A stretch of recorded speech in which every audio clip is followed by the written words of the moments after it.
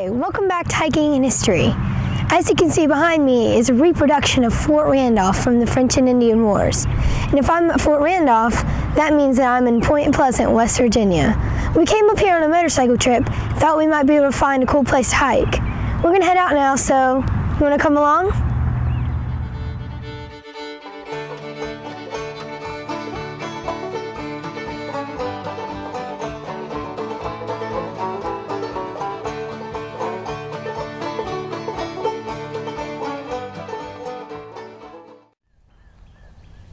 We found our hike. Now I'm at the McClintock Wildlife Management Area, known to the locals as TNT.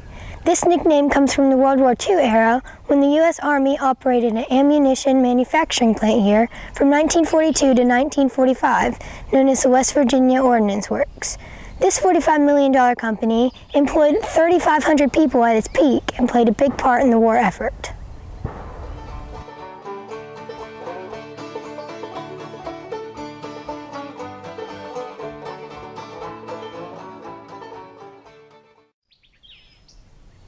The storage igloos like these are about all that's left of the military past in this area.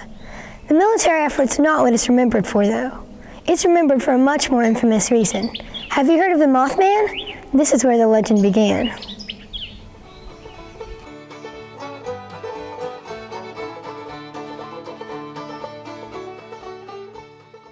The head looked like a man, and it had fiery red eyes. Half man, half monster, I guess you could.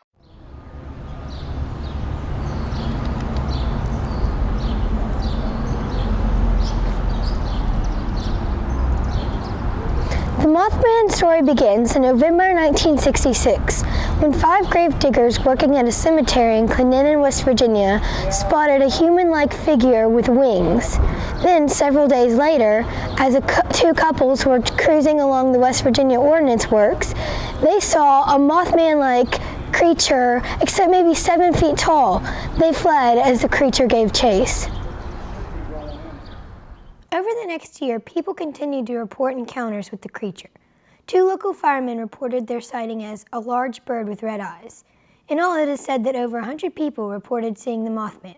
It was during this time also that the area saw an increase of UFO sightings and visitations with the men in black.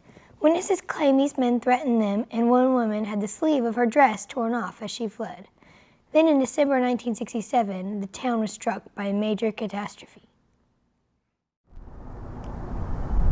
To my right is the Memorial Silver Bridge. It was built to replace the original.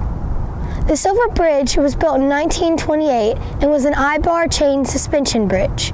It carried Route 35 over the Ohio River, connecting West Virginia and Gallipolis, Ohio. Then, on December 15, 1967, the bridge collapsed in the height of Christmas shopping traffic.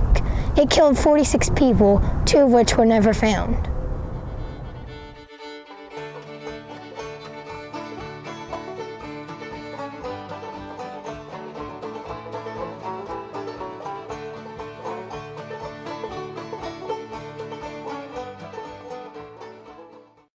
The cause of the bridge collapse was determined to be the failure of a single I-bar in a suspension chain, which began as a small defect 0.1 inches deep in the steel.